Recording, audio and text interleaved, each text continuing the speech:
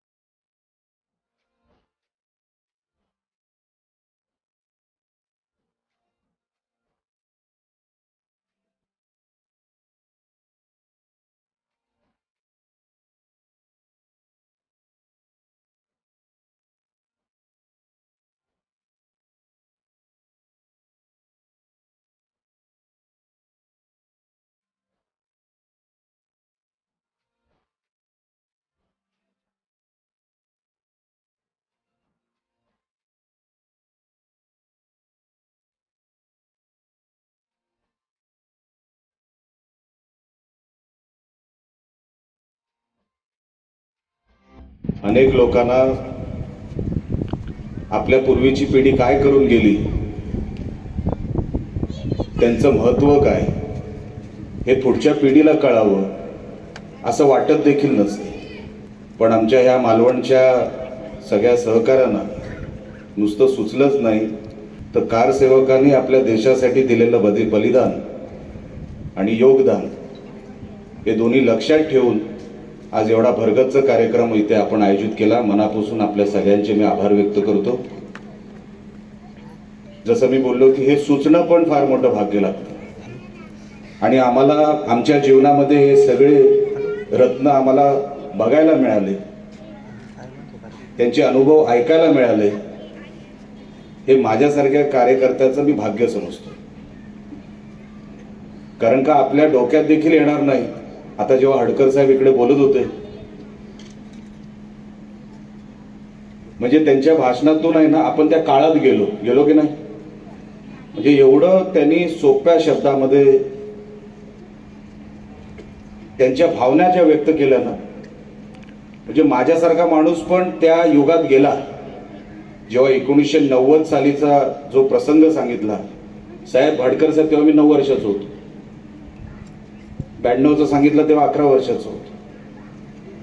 म्हणजे आपल्यासारख्या रत्नांकडून हे सगळं ऐकणं हे आमच्यासाठी खरोखर आम्ही भाग्यवान आहोत की आम्हाला हे ऐकायला तरी मिळालं. या पुढच्या पिढीला हे शब्द वारंवार कानावर पडावे. काय ह्या लोकांनी सहन केलं असेल, काय ह्या लोकांवर बितलं असेल, आपण विचारही करू शकत नाही. त्याच्या अगोदरचा काळ म्हणजे छत्रपती शिवाजी महाराजांचा काळ, कसे ते मावळे लढले असतील. आपण साहेब सगळे दिन आपण साजरे करतो. Valentine day, rose day, propose day. आपण कधी मावळा डे नाही सेलिब्रेट करत. तो केला पाहिजे महाराष्ट्रामध्ये.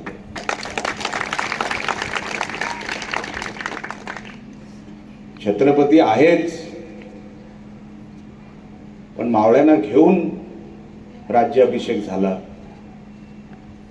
मावळे नसते तर ह्या कुठल्या युद्धामध्ये सैन्य कुठलं असतं. पण आपण इतिहास झटकन विसरतो. राम मंदिर असंच उभं राहिलं आपल्याला वाटतं. नंतर अशी भाषणं जेव्हा आपल्या कानावर पडतात ना तेव्हा कळतं की काय काय झालं असेल. तेव्हा विचार करा, हो इकडे गोळी मारली, इकडे. म्हणजे आपण कोणाला रिव्हॉल्वर अशी दाखवली ना तरी तो घरी पळतो, आहे का नाही. लांबून जरी दाखवले, हे बघ पिस्तूल, काढू काय. आपल्याकडे असे धमकी देणारे खूप आहे, काढू काय. साहेब इकडे.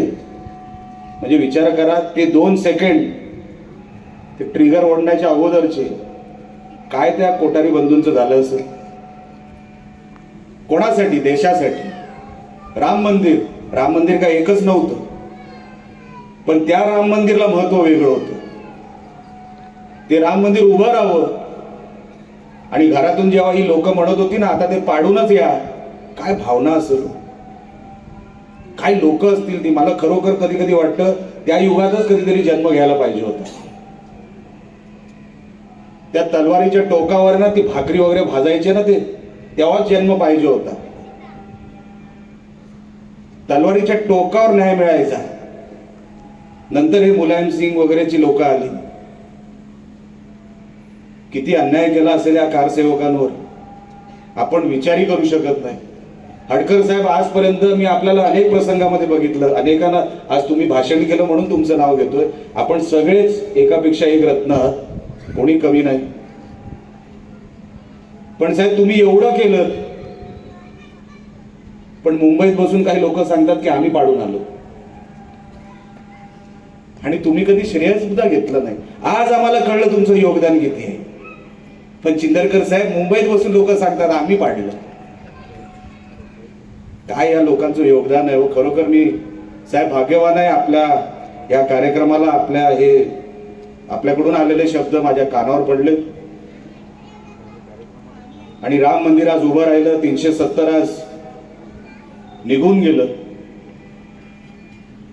आणि काही नेते जे बर्फात खेळायला लागले ना तिथे काश्मीरमध्ये, ते बर्फात त्यामुळेच खेळू शकले कारण का तिथे भारताचा झेंडा लागला म्हणून, नाही तर बर्फात पण कधी खेळू शकले नसते. आणि म्हणून ह्या 2024ला महत्व वेगळं आहे. आपण कोणाच्या हातात हा देश देणार आहे. आमच्यासारखी माणसं महत्वाची नाही. आपण कोणाच्या हातात हा देश देणार आहे.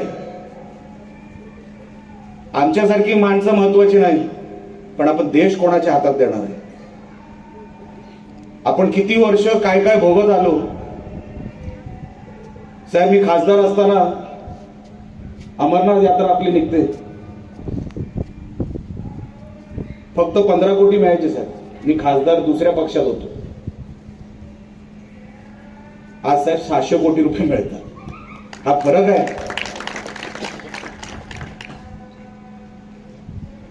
आपल्याला बारीक बारीक गोष्टी काही लोक सांगत असतील, अरे हे नाही रे बरोबर, ते नाही रे बरोबर. पण साहेब विचार करा, 26/11 सारखा हल्ला कधी आपल्या देशावर झालेला नाही. झाला कोणाच्या काळामध्ये. आता हिंमत आहे काय. आता एक गोळी तिकडून आली तर इथे डायरेक्ट सर्जिकल स्ट्राईक होतो. हा नवीन देश आहे. हा देश नवीन आहे. ही लिडरशिप नवीन आहे. पहिली आपली स्पर्धा अफगाणिस्तान आणि पाकिस्तानची व्हायची. बघा पाकिस्तान डिझेल मध्ये पुढे गेला. बघा अफगाणिस्तान मध्ये रेट काय चाललेत. आता आपली स्पर्धा ब्रिटन आणि अमेरिकेशी होते. आता अमेरिकेतला राष्ट्रपती सांगतो, Modiji can I have a selfie with you. तो देश कोणाचा ऐकणार नाही. मी त्या देशात अभ्यास केलेला आहे. 2 वर्ष राहिलेलो आहे. तो देश कोणालाच जुमानत नाही, पण तो आपल्या मोदी साहेबांना जुमानतो. म्हणजे ह्या देशाचं कौतुक करण्यासारखी गोष्ट आहे की आपल्या देशाची व्हॅल्यू इंटरनॅशनल मध्ये आपला स्टँडर्ड किती वाढला, किती वाढला. छोट्या छोट्या गोष्टी आहेत साहेब, विचार करण्यासारख्या गोष्टी आहेत. मी त्या पलीकडेही राहिलेलो आहे आणि आज हेही बघतोय. साहेब, आज देश वेगळ्या दिशेने चाललाय. तेव्हा मी हिंदू आहे हे सभागृहात म्हणायला बंधनं असायची. नाही जोरसे मत बोलो, हम बीजेपी में थोडी.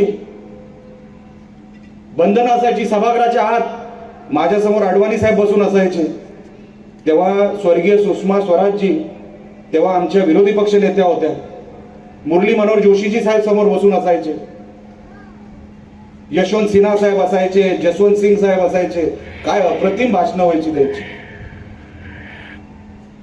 पण जेव्हा ह्या बाजूनी, अरे आम्ही पण हिंदूच होतो, पण सांगायचं नाही, बोलणे का नाही. आज बघा परिस्थिती काय झाली ती. आज देशभरामध्ये फक्त हिंदूच आहे असं वाटायला, असं वातावरण तयार केलं गेलं.